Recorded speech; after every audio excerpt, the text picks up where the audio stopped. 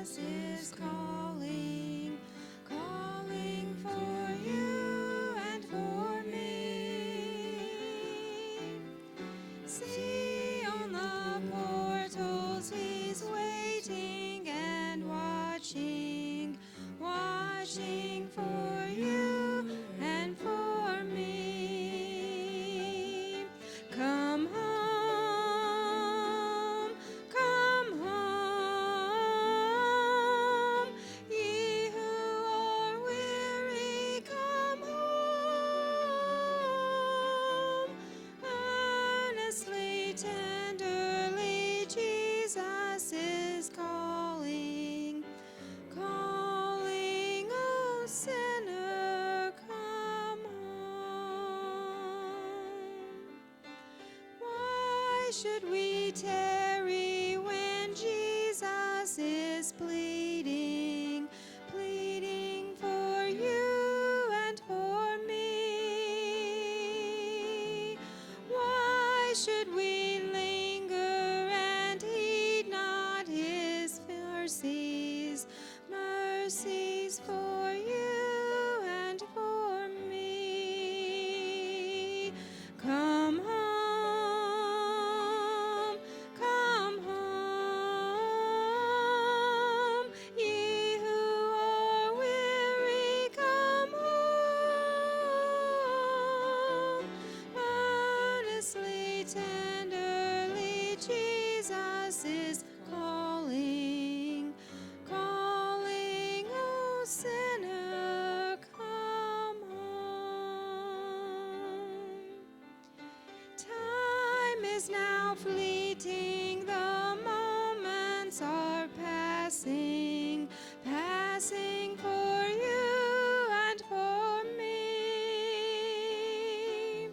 Shadows are gathering, deathbeds are coming, coming for you and for me. Come home, come home, ye who are weary, come home. Earnestly, tenderly, Jesus is calling, calling, oh sinner, come home. Oh, for the wonderful love he has promised, promised to you and for me. Though we have sinned, he has mercy and pardon, pardon for you and for me. Come home, come home, ye who are weary, come home. Earnestly, tenderly, Jesus is calling, calling, oh sinner, come home. Amen. Thank you all so much. I enjoy those old hymns. I like them. I realize that we sing some new stuff, and I like some of the new stuff. I don't like all the new stuff. I like all the new stuff we sing, but I like the old hymns. I think that there's messages behind the old hymns, and I'm thankful for that. And it makes you wonder how many people have ever walked the aisle over the years to the words of that song that she was just singing. Big invitation song. And how many people have ever come to know Christ, not because of the song, but that song begins to play and it causes you to think and ponder. And so I'm thankful for the old hymns tonight. All right, Mark chapter number 2 tonight. Appreciate you being here. I want to say just a quick word, too, about last week while you turn.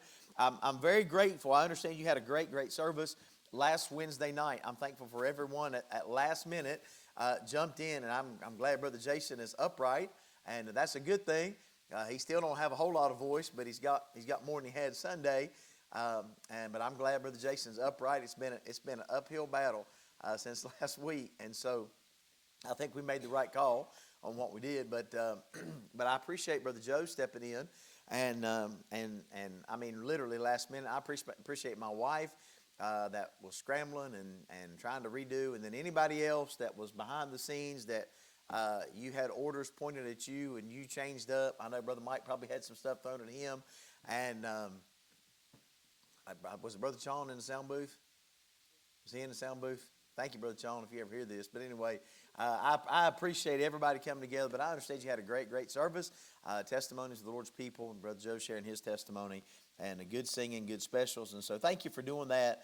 And I was a little bit panic mode whenever Libby sent me a text or called me, and I thought, man, I'm getting ready to leave for church. I don't know what I'm going to do. I can't be there in time.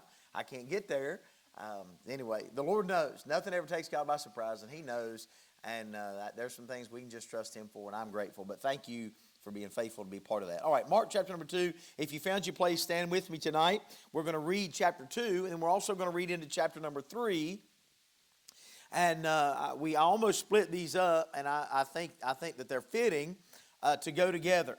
We just finished about the questions about fasting, and Jesus was talking about how can the children of the bride chamber fast when they're with the bridegroom. And so we talked a little bit about the significance of being with Christ and all that relationship entails. Talked about the new cloth and the old garment, the new wine and the old bottles. And so we mentioned that. And then Jesus goes on after that account, and we pick up in verse number 23. And the Bible says this, and it came to pass that as he went through the cornfields on the Sabbath day, and his disciples began as they went to pluck ears of corn. Here's the picture. Jesus is literally saying, or Mark is writing, and said what was happened, that as the disciples began to walk, they began in their journey just to pluck off the ears of corn. They began to eat, and they began to go that way. And so as they went, so they were walking and they were eating. That's the best way to travel. Y'all travel the same way, don't you? You'll stop, you'll get a Dr. Pepper, and you'll get a bag of Doritos, and you'll head down the road. Well, they were walking, and they were eating, and they were talking. I'm not trying to make light, but I want you to understand they were traveling. This was not something that they were looking at, that they were making some great offense or breaking the law in any fashion, but that's what was happening. And the Pharisees said unto them, behold, why do they on the Sabbath day that which is not lawful? Now, they're talking to Jesus when they say that. It's funny how the Pharisees work, and you can about find one of them today. When they're talking about that group, they'll go and find this one to talk about. And then when they want to run him down, they'll go and talk to him about this group. That's exactly how the Pharisees did that. And so they said, well, why do they on the Sabbath day that which is not lawful? And he said unto them, have ye never read what David did when he had need and was hungered, he and they that were with him? How he went to the house of God in the days of Abiathar, the high priest. By the way, if you go back to 1 Samuel, I believe it's 1 Samuel chapter number 21, you'll find out that Abiathar was not the sole priest at that time, but his father. Many people believe they were co-regent at the same time, but Abiathar was alive, so it could be referencing the time that Abiathar lived. But anyway, you can go back and study that. That's not really pertinent to our message tonight, but I just wanted to share that with you in case you go back and read that text. And he did eat the showbread, which is not lawful to eat, but for the priest, and gave also to them which were with him. And he said unto them, the Sabbath was not made for man, and not man for the Sabbath. That's an important verse. Therefore, the Son of Man is Lord also of the Sabbath. Now look at chapter number 3. Now this is a different occasion, but he entered again into the synagogue. And there was a man there which had a withered hand, and they watched him whether he would heal him. Look at this, on the what day? On the Sabbath day. They were eating on the way, traveling on the Sabbath day. Then on another occasion, Jesus goes into the synagogue and begins to teach. On the Sabbath day, there was a guy there with a withered hand, and they watched him whether he would heal him on the Sabbath day, that they might accuse him. And he said unto the man which had the withered hand, stand forth.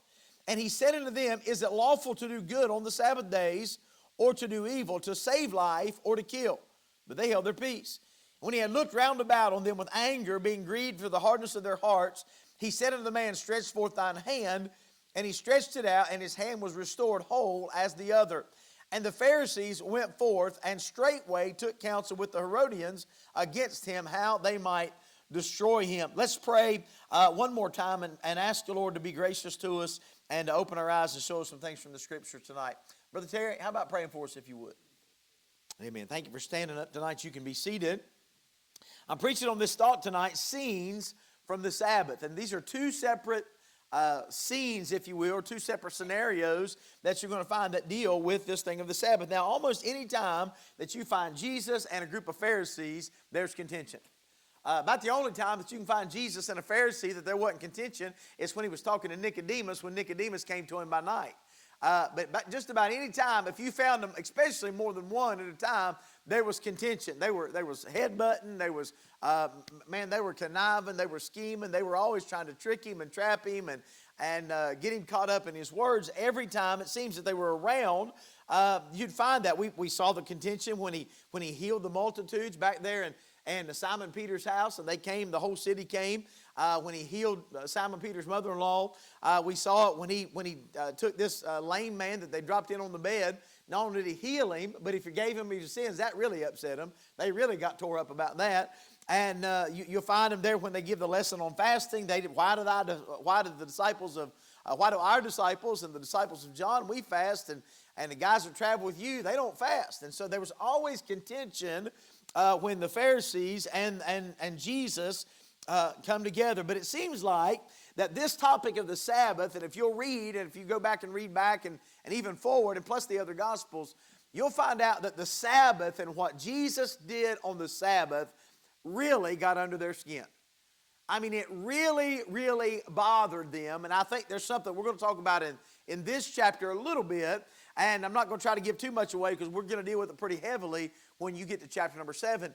But when you look at this topic of laboring and working and healing and performing miracles on the Sabbath. Now, I'm just going to take a time out before we get any further. They really could care less about anything. They just did not want Jesus in their area. And when Jesus began to work, and particularly on the Sabbath day, they thought, we got him right here. And so that this thing of the Sabbath day was a big thing. Jesus openly opposed not the Sabbath, but their practice of the Sabbath. We'll say more about that here in a moment. Now, I believe that these texts will allow us some insight into the point that Jesus was trying to make regarding his keeping of the Sabbath. We have in these simple texts two scenes, and the Sabbath is the central focus, or really the work that Jesus did on the Sabbath is the central focus. I do think it's significant that we're not just told of what happened, but we're told when it happened. I think it's significant that the Bible speaks specifically about the Sabbath. I was sitting down there reading today.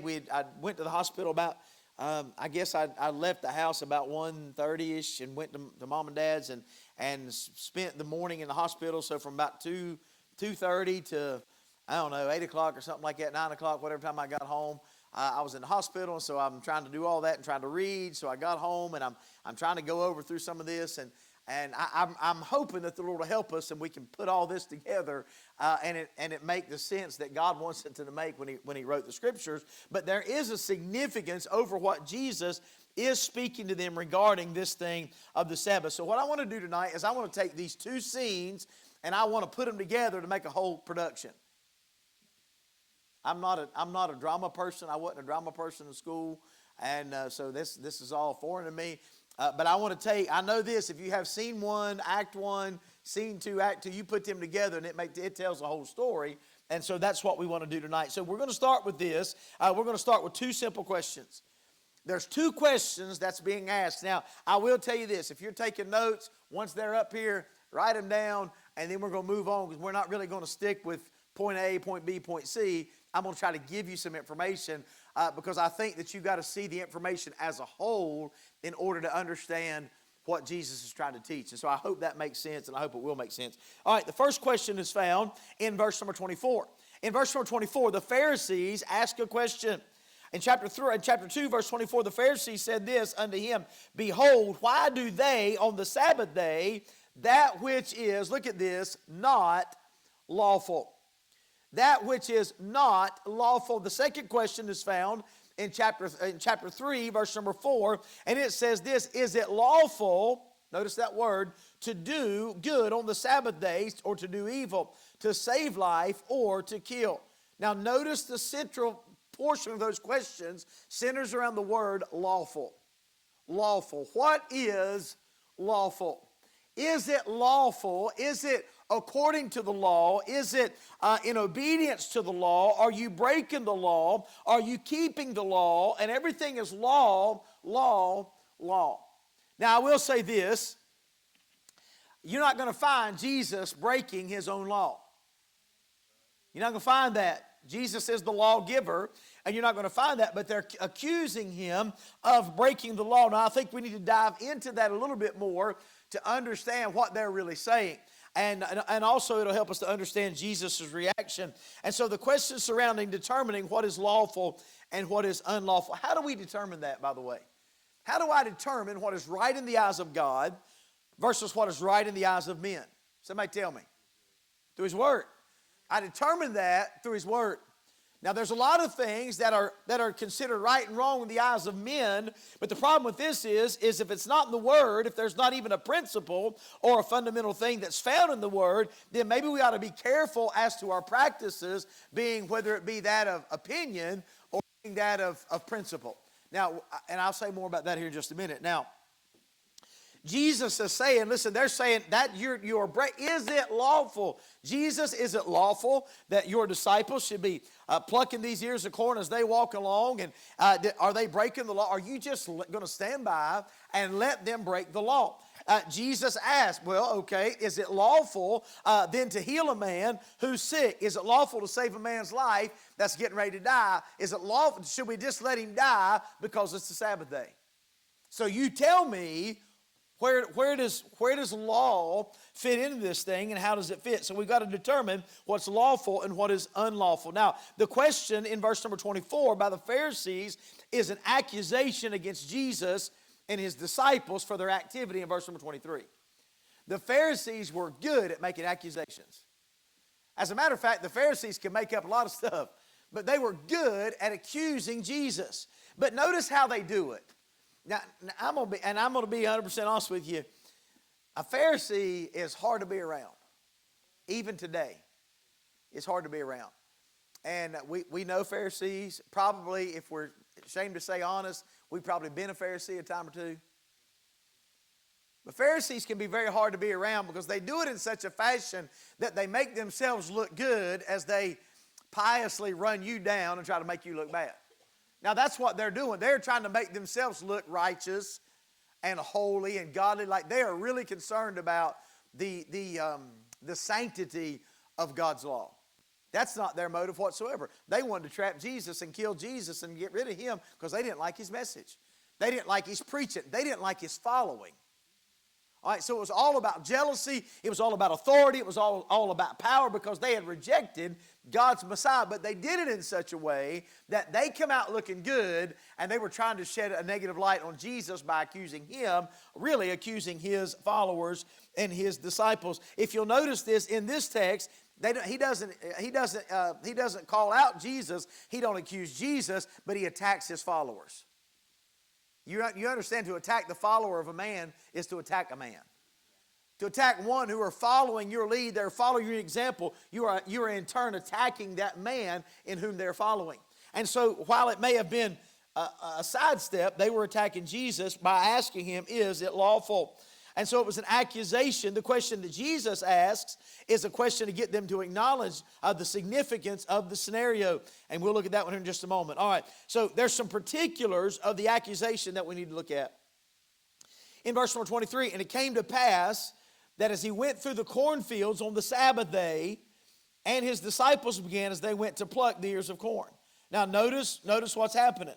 They're going through the cornfield on the Sabbath day. So as the picture is this, is they're kind of walking along the edge of the field, and I don't know what crops and all that look like over there, but we can picture it here, right?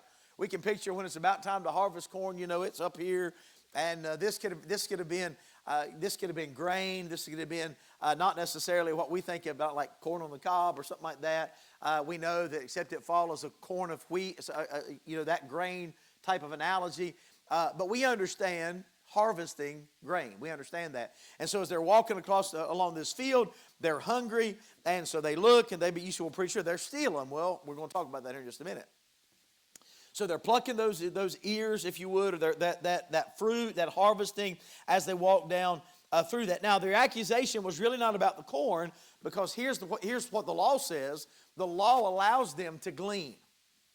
Okay, the law made province, if you would, to take care of the poor and to take care of the needy. And I'm not trying to be ugly, but Jesus and his disciples would have fit that mold. They lived anything except a lavish lifestyle. They took all and they followed Jesus. Okay, you understand that when they went somewhere, they traveled. They didn't stay in the Marriott.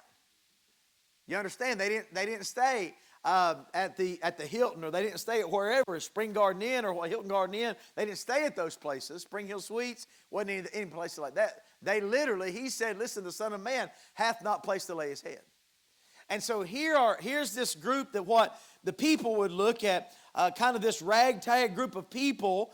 And again, I'm not trying to be ugly. I'm just trying to get you to understand they were not wealthy by any means. And God's word, God's law had made provision for such that was in that way. God takes care of his people.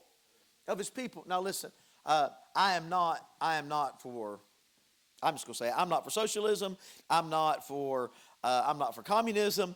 I think if a man don't work, the man's probably not going to eat. But I do believe that there is a principle of compassion and care, particularly among God's people. I think you can find that in Acts chapter number 2. Okay, and so this is that sort of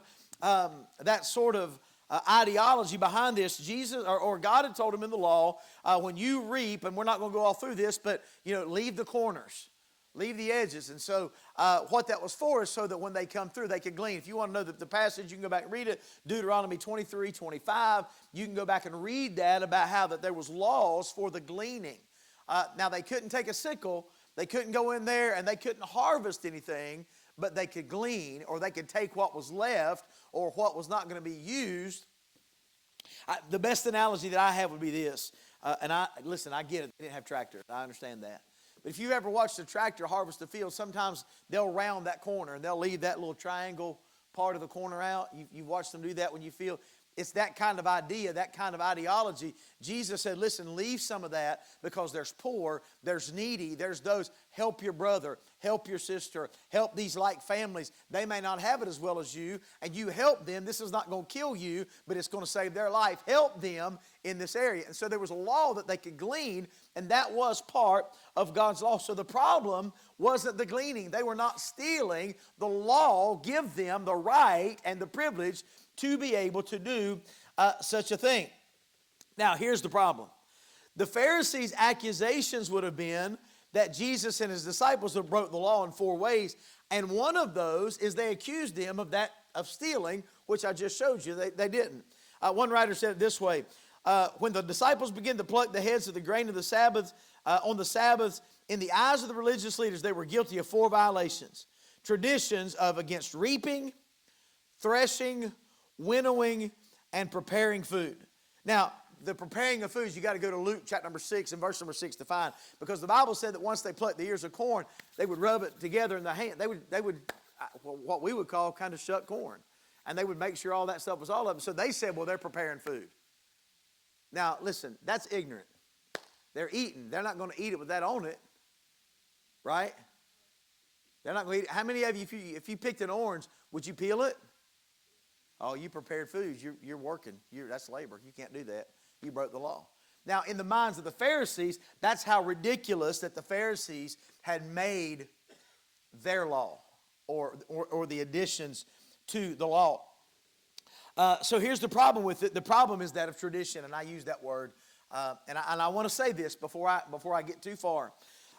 When someone preaches against tradition, if we're not careful, what goes in our mind is, as well, if it's just tradition, we're going to throw it all out. And I think we need to be very careful about that. And I'll explain that here in just a moment. If it's just tradition, preacher, and here's what we say, I don't have to do it. Well, maybe we do well to understand why we have the tradition and where that tradition was birthed and where that tradition has developed from. And so we'll talk more about that. Maybe not tonight, but when we get to chapter number 7, I'm sure that we'll talk a little bit more about tradition. Now, the accusation was that Jesus' disciples broke the law. Now, here's the reality. Jesus nor his disciples did not break the true law of God. for it's his law, right? Why would Jesus break a law that he gave? He is the lawgiver. Jesus did not break the law. He did not allow or encourage his disciples to break the law. Jesus lived a life that was honest before all men. Jesus lived a life that was holy, consecrated before all men. He was not a lawbreaker. He was not a lawbreaker. Now, why then did they look at Jesus as if he was a lawbreaker? Well, let me sum it up. Jesus did not break God's law, but man, he tore theirs to shreds. And there's a difference. There's a difference. What they looked at was Jesus is not they had equated what they had added to the law. They had made that equal with the law that God had given, and there's a problem with that. Now listen, I don't leave here and think, man, the preacher's getting ready to drop every standard we have. He's getting ready to drop. I'm not. That's not it whatsoever. But I want us to understand something. We need to recognize there is a difference between a law and a principle. Okay? There's a difference in that. Principles are not bad, but there's a difference between law and principle. Okay? All right, now I don't want you to get nervous. I'm just trying to show you a point because we're headed somewhere.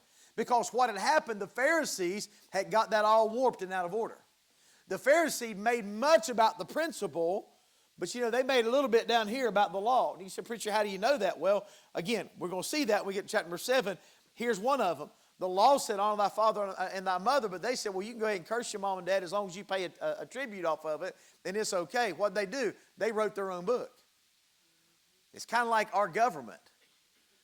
We've got so much stuff, and they don't even read it. They don't even know what they put in it. They're just trying to get their way, so they'll add something, and before long, man, they got something, you can't even follow it.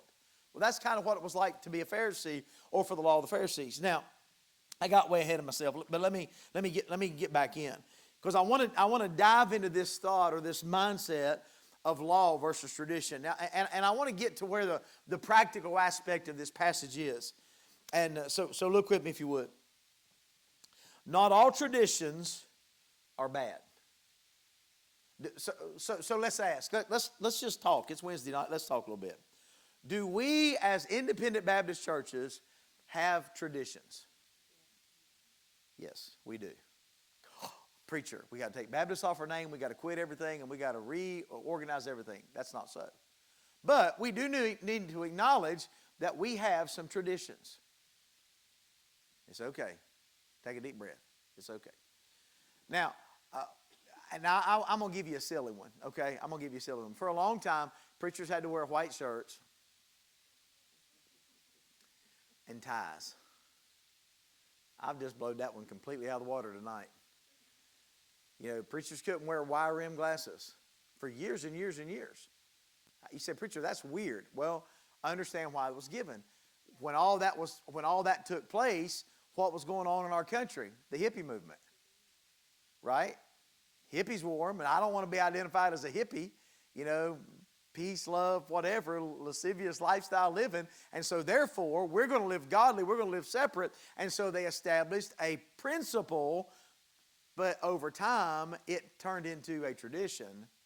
And if we follow that tradition, more so than understand the significance of the principle, then I think we've missed the significance of why it all came in to start with. That makes sense?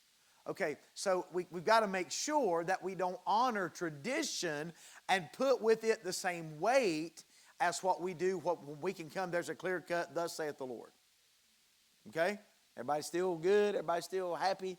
All right, but I'm not saying that we chunk tradition and throw it out of the window. All right, you say, why is that? Because I think we need to understand the significance of why there are times, depending on the time we live, that we have to make certain stands in which we make. Let me give you another one. Back in the 60s, back in the 50s, when everything was, if you didn't look like Warden June Cleaver, you had a problem. Lost people lived that way. But you didn't hear a lot in church constitution and bylaws about this, what we're dealing with today with the same-sex marriages. You didn't hear anything about the transgender movements, and so none of that was included. Why? It wasn't a thing back then that was open and public. Why do we have to take certain stands today to address that? Because it's something in our that's in public, right? All right, because we're trying to address it in such a fashion, or now we're trying to address it in such a fashion where we understand that we have an obligation and also a ministry to reach people, to love people, and to try to help people, even though we don't condone, nor can we condone, that lifestyle as being okay and acceptable before God. All right, so we may implement some things by principle, right? Because the principle is that God says one is sin. God said a certain way is right and a certain way is wrong. That's law. Principles and traditions will be how we handle those things. I know I spent a lot of time on that. I just want you to understand the significance and what was going on here. All right, now, and it's really a little deeper than that. But let me give you a couple things about tradition. Traditions, from a biblical standpoint, a tradition is something that has been handed down because it was born out of the Word, thus a principle. What's he saying in 2 Thessalonians 2:15? Therefore, brethren, stand fast and hold the traditions which you have been taught, whether by word or whether by epistle. Hold the things that I've taught you, that I've received from God, whether you heard me preach it or whether you read a letter that I wrote. He said, hold it fast. Hold on to those things. Now, what is that? That is taking a biblical principle and applying that to the life we live. For us to say that there's something wrong with that, that would be a ludicrous statement. We're taking a biblical principle and we're making application with how we live. He says that. He says again in 2 Thessalonians 3:6, now we command you, brethren, in the name of our Lord Jesus Christ, that you withdraw yourselves from every brother that walketh disorderly, and not after the tradition which he received of us. In other words, he said, I have preached what God has given me. I have preached the gospel. I have preached the word of God. I have written that to you. And if he withdraws himself from us, from that teaching and from that doctrine, you need to understand, you need to separate yourself from that, because that's dangerous. That's dangerous. We know in the book of Thessalonians, we understand in 2 Thessalonians particularly, there was a sect of people that said, y'all have already missed the second coming. You've missed it. It's done. Paul said, no, you haven't missed it. Think about what I taught you. He said, that's dangerous. You need to remove from that. Why? Because there's danger in that. So there's value in certain traditions. Okay? But they can also be, when it's a tradition that's based on men, particularly to show themselves righteous. Because when you get to the traditions of the Pharisees, the motive and the goal behind those traditions was to show themselves how righteous they were. It was not so that you can declare, I want to live my life in the righteousness of Christ, but it's to look what I'm doing, and if I do these things, that equates righteousness. That's farthest from the truth. Listen, I can keep every commandment, I can keep every law, I can walk every line, I can cross every T and dot every I, but if my heart's wicked, I'm not righteous. If there's unconfessed sin in my life, I'm not righteous. It doesn't matter how I look on the outside. It's what God is doing on the inside. All right, and so we see these traditions that they had. The Pharisees had taken these things to a whole nother level. I mean, to a whole nother level.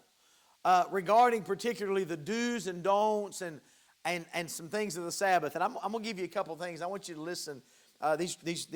These guys have written these down, and I'm just going to read them so you get them. One writer records this. He said, at this time, rabbis filled Judaism with elaborate rituals related to the Sabbath and the observance of other laws. Ancient rabbis taught that on the Sabbath, a man could not carry something in his right hand or in his left hand, across his chest or on his shoulder, but you could carry something on the back of your hand. How do you carry something on the back of your hand? Or with your foot. You can carry something with your foot. With your elbow,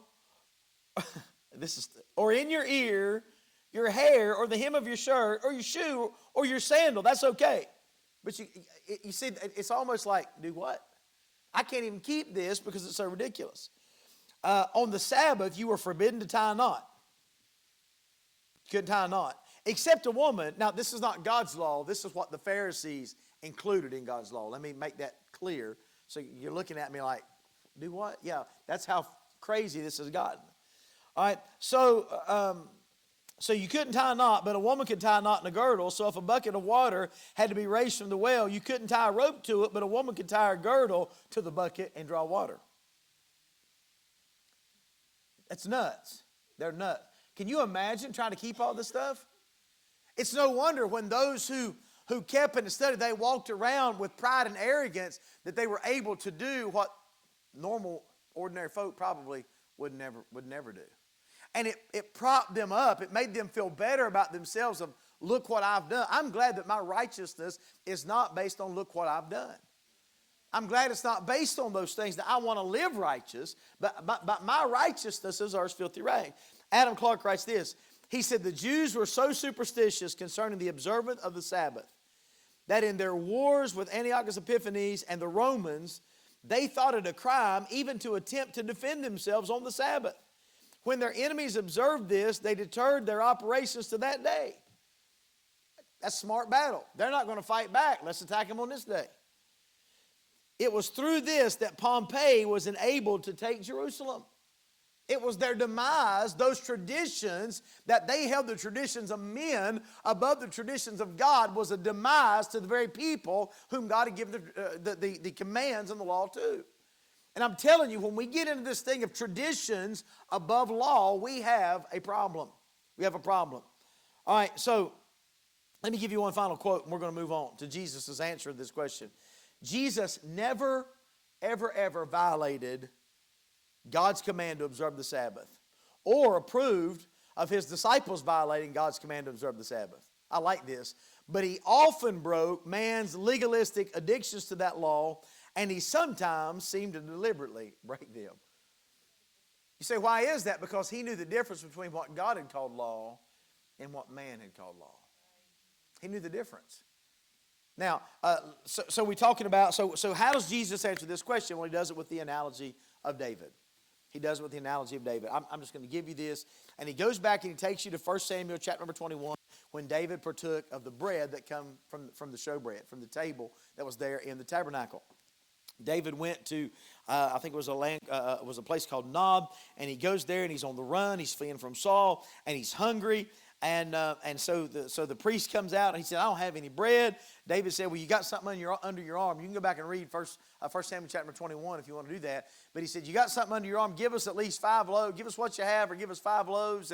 And he said, well, the only thing that I have is hallowed bread. It's hallowed bread. Now that is bread that was on the altar, on the table of showbread that had been offered before the Lord. Now, here's the kicker. When was that bread changed? That bread was changed to fresh bread every Sabbath day. The Bible tells us back in that text that bread had just been changed, which makes us logically determine that was probably on the Sabbath day that David came and got that bread. The priest gave him the bread. He said, but you've already made it common. Now, it was still only to be eaten by the priest, but it was not on the table.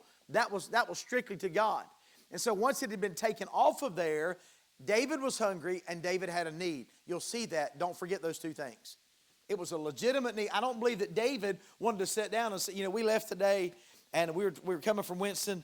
Libby looked at me. She said, have we got time to run the cookout? Well, the obvious answer to that is yes.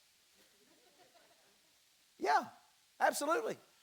Turned out better for that. She paid for it, Brother Jason. Man, we got time to go again after church.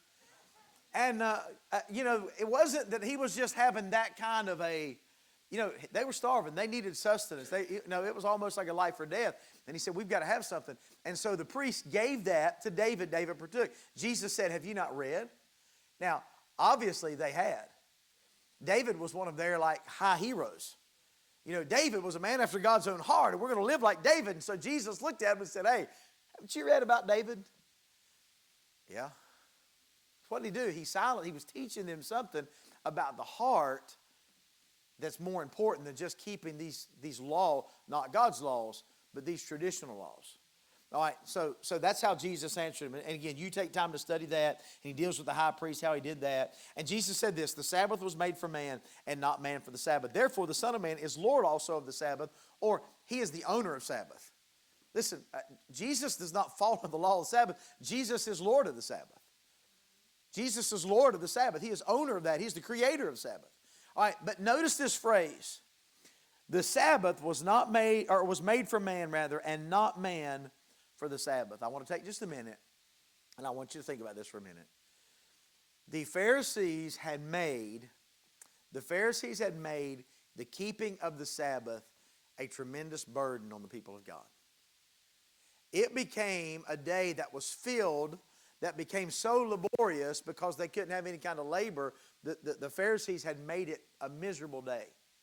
That is never what God intended when He gave man the Sabbath. Why was the Sabbath given, church? Let me tell you why.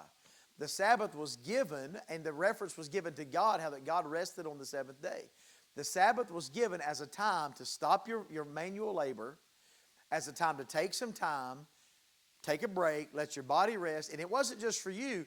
Let your animals rest, let the oxen rest, let the sheep and all that, let everything that you would work with, let it all rest. It's for their health, it's for their betterment, it's for their well-being. But it was also a day to when those, while you're resting, it was a time of reflection up to God. It was a time of that. It was a time that, listen, it was to end the busyness and the legality of it and say, hey, listen, you've worked hard. God wants you to rest. God wants you to recuperate. God wants you to reflect on Him. And they had absolutely ruined what God had said. They had made it as if man was given for the Sabbath. But the Sabbath was made for man. The Sabbath was made so that man would rest. And so that man would recuperate and man would reflect on God. And so Jesus was reminding them of this.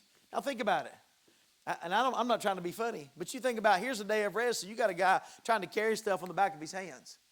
He can't have anything on this shoulder, can't have anything on this shoulder, so he's carrying stuff on his hands, and he's got something on his back, something hanging off his ear, and he's balancing something on his foot as he's walking. Now, how ignorant is he going to look walking down through there? How restful and peaceful of a day is he having? He's having a bad day, right? Why? It's so much. Where did all that come from? It didn't come from God. It didn't come from God. It came from man. Now, in doing all of those things, there was something that was lost, and you see that in chapter number 3. There was something that was lost among all of those things. Now, remember when I said, remember that David was hungered and that David had need? The significance of that passage is this. These disciples, when they come and they were walking through this field and they were going from point A to point B on the Sabbath day, they were hungry, and it was not a want, it was a need. And the Pharisees were so caught up in their legality of what they considered to be law, that they marked this, their law was equal with God's law, that they did not care about the condition of people in need as long as their law had been met. And man, Jesus rebukes them with the second question. What's He say? He says in chapter 3, verse number 4, He said, is it lawful to do good on the Sabbath day or to do evil, to save life or kill? But they held their peace. And I'm probably not going to go back to my notes, but I just want to give you this. If you go back to, I think it's Matthew chapter number 12. I think it's either Matthew 12 or Luke 6. If you go back to those passages and you read the parallel passage, what you're going to find is this, is Jesus' question that He answers. I'm going to give you the answer in just a minute. Jesus' question that He answers, or that He asks, rather, is an answer, technically, to their question. So when Jesus made this statement, is it lawful to do good on the Sabbath day, or to do evil, or to save life or kill? It was because they had asked Jesus, hey, is it lawful to do good on the Sabbath? Let's just turn there. Go to Matthew 12. Go to Matthew chapter 12. I'm just almost done.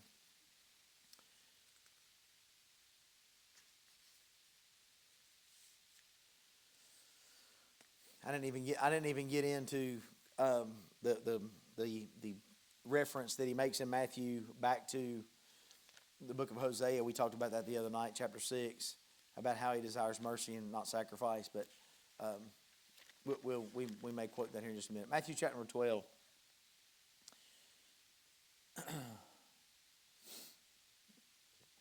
Verse number 9 said, when he was departed thence, he went into their synagogue. And behold, there was a man which had his hand withered. And they asked him, saying, is it lawful to heal on the Sabbath days? Why did they ask him? That they might accuse him. Well, let's just see what he says. Now, if you understand what's happening, Jesus went, and I believe you find this in Luke chapter 6, Jesus was going into the synagogue. He was teaching. All right, so to give you this answer, we got to look at the picture as a whole, because you need to look at the whole story, not just, again, point A, point B, point C. So Jesus goes into the synagogue teaching. They asked him this question. They knew that man was there. They knew he was there. Quite possibly, he might have been there every week. He might have been there every Sabbath. They might have heard and they thought, man, we'll get him right here and we're going to call this guy out. So they bring him in, Jesus is teaching, and they ask, is it lawful for him to hear or to heal on the Sabbath day? Jesus, in front of everybody as he's teaching, stops. And he brings this man up and he looks at them and he says, you tell me, is it lawful for a man? But before he does that, he brings the guy up. They said, is it lawful? And listen to what Luke says. He said, and he said unto them, Matthew. And he said unto them, what man shall there be among you that shall have one sheep? And if it fall into a pit on the Sabbath day, he will not lay hold on it and lift it out. How much then is a man better than a sheep? Wherefore is it lawful to do well on the Sabbath days? He said, let me tell you something. And essentially he said, y'all are a bunch of hypocrites.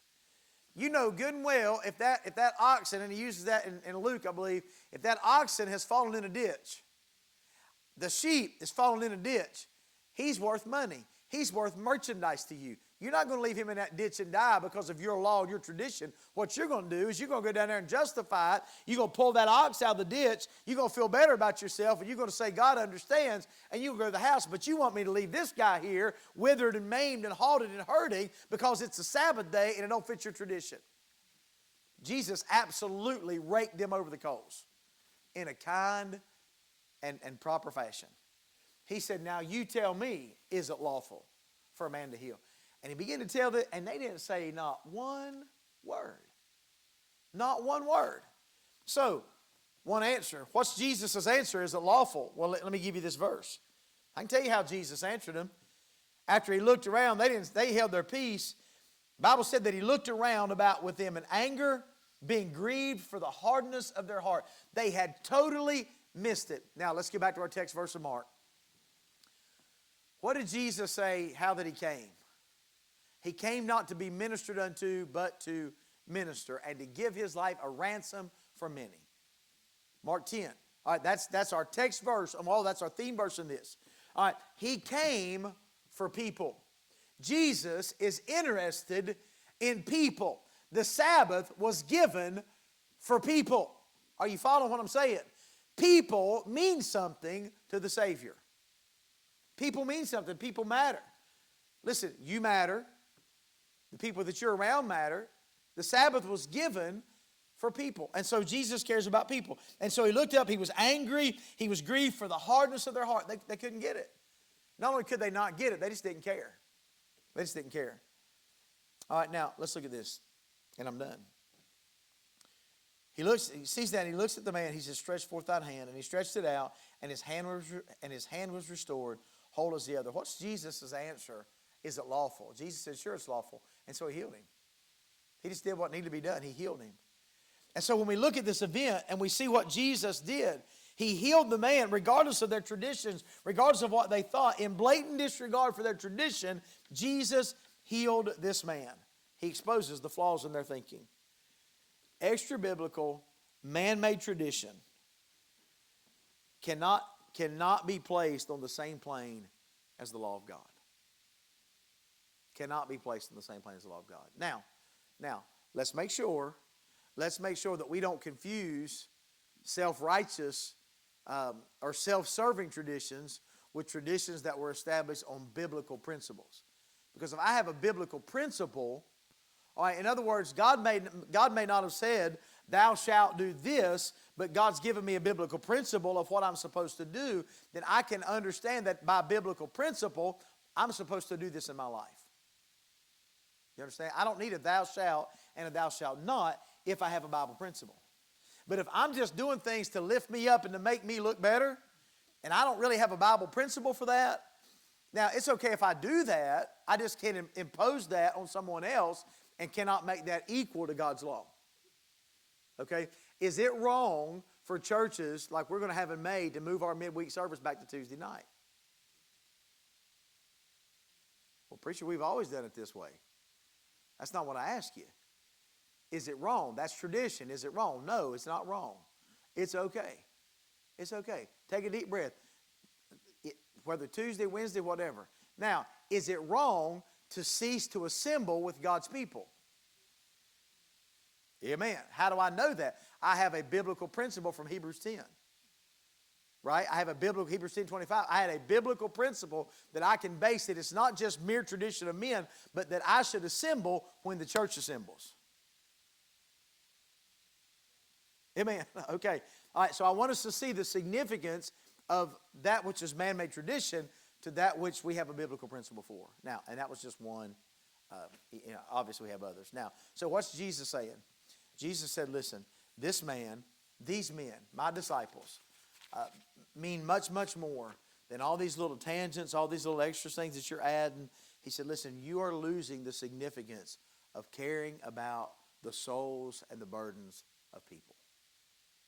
You're losing it. You're missing it. And when he rebukes them for the hardness of their heart, it's because here they are. These are the religious leaders. These are the ones that ought to be bringing God to the people. These are the ones that ought to be telling the people about a merciful God and ought to be prompting people to turn to God, not just to keep their laws and to walk in their form, their fashion, their order, and to excommunicate them if they don't, but to lead them in a relationship with the Messiah. And yet they themselves have rejected Him. Therefore, man, they're not helping people. And so when you look at the text tonight, understand that Jesus is concerned about people. So 2 scenes, 2 scenarios. We find 2 questions. We find 1 answer. Jesus healed these men. So now, a little bit different tonight. I know it's kind of a Bible study type thing, and I appreciate you bearing with me tonight. I hope it was been something that helps you, and at least maybe you got a little more knowledge about this, and maybe we leave here knowing Jesus cares about people. God help me to care about people and to understand and figure out, why do I do what I do? If there's a biblical premise for it, then perhaps I need to get more serious about doing it, as long as I have a biblical premise. All right, so let's do this tonight. Let's stand. Miss Stephanie, if you'll come, she's going to play a verse or 2. If you've got a need tonight, we'll give you an opportunity to come, pray around the altar. If you want to do that, you make yourself welcome. You feel free to do that. If you're here tonight, you have a spiritual need. See, preacher, you didn't preach anything about my spiritual need, but man, there's something welling in my heart. Listen, if that's you tonight, don't leave. God cares about people. He cares about you. He cares about what you're going through, what you're experiencing in your day-to-day life, what's going through your heart, what's going through your mind. If all you're trying to do is check off a bunch of checklists of do's and don'ts, and you're not working on your relationship with God, I'm not telling you to stop your checklist. I'm not telling you to stop doing what you know to be right, but I'm telling you, you ought to look back and seek the condition of your heart so that it'll change the demeanor as you serve and do what's right.